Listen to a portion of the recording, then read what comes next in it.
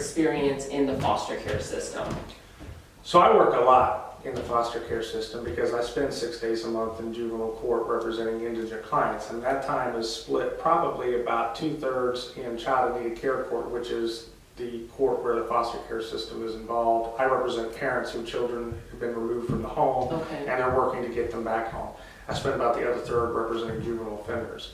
And I'm the only candidate in this race I know of that does that with any regularity. I mean, I've done it hundreds and hundreds of times. Now, Wyandotte County has a contract system, right? Right. And so basically the chief judge hires individuals to represent parents and then also to represent children as a guardian ad litem Right. in child and needed care court and then also in juvenile court. Right. Okay. It's an application process, Yeah. and once you do it, you are committed to working that set time, those 6 days a month in juvenal court. How long have you done that for?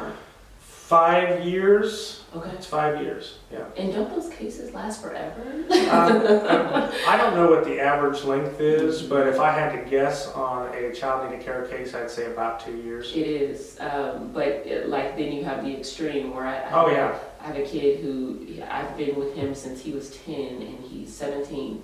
And so, I mean, you have cases where it can be 6 months, they're in and out. Right. 2 years, which is more so the average, Uh-huh. and then kids who age out of the system. Right. So, absolutely. So you do this contract 6 days a month, Uh-huh. and what have you seen? Like, do you think that there is a foster care crisis? Do you think that there are some issues that need to be addressed in the system? Absolutely. Absolutely. I think that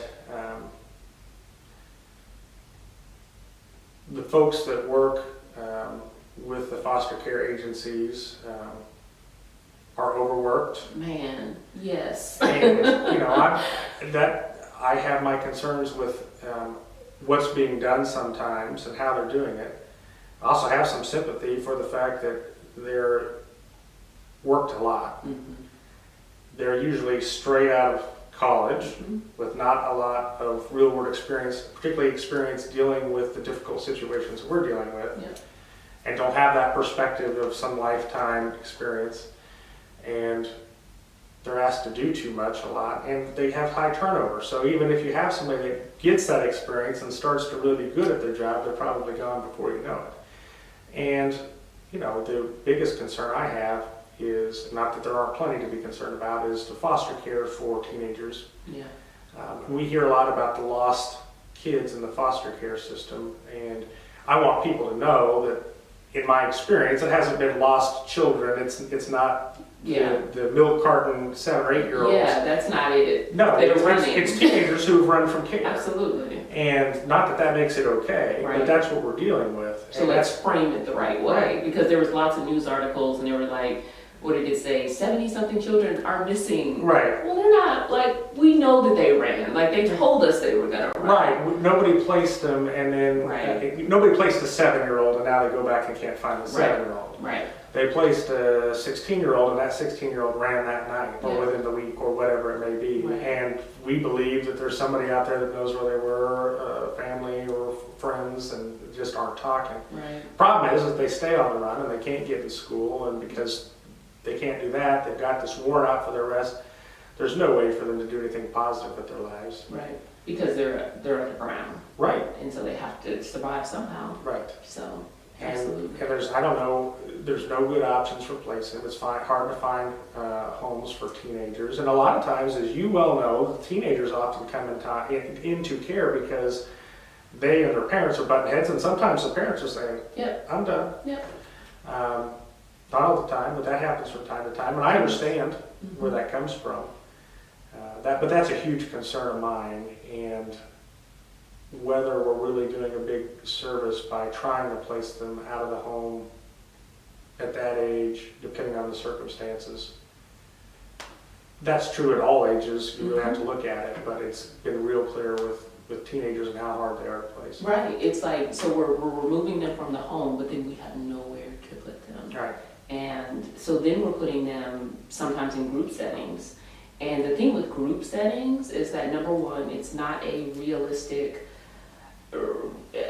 reincarnation of a home life. Okay, so if they're having difficulty in the home and then they're being placed in this this group home, it's not the same. Okay, so if we need to be working on behaviors, then that may not happen.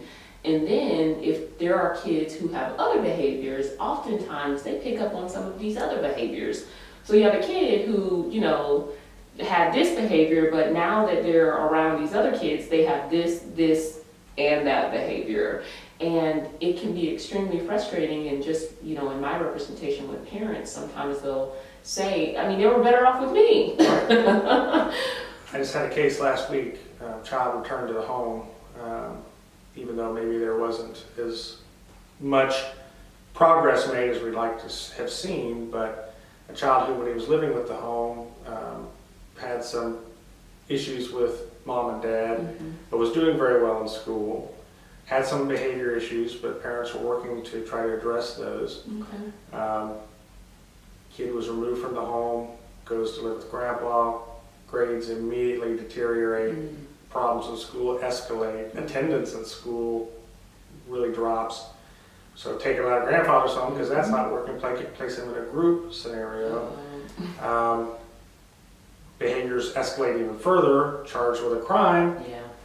And so now you get to the point where now we're going to just try to put the child back in the home, and rather than have really concentrated on rebuilding that relationship, we have to start back over, reintegrating them now with this separation in time. The child's a little bit older, and it's like crisis management. It's like we got to get this kid out, but then we're never working on what the real issue was. Well, and I'm sure you see it, because we do have what we call family preservation services, which is supposed to be a step between concerns about what's going on in the home and removing a child from the home. The problem, as I have seen it, is it appears to be a one-size-fits-all program, and if you participate in it, all things are good and do everything they want you to do, and if you don't, all things are bad, and they take the child from the home, and there really seems to be no middle ground.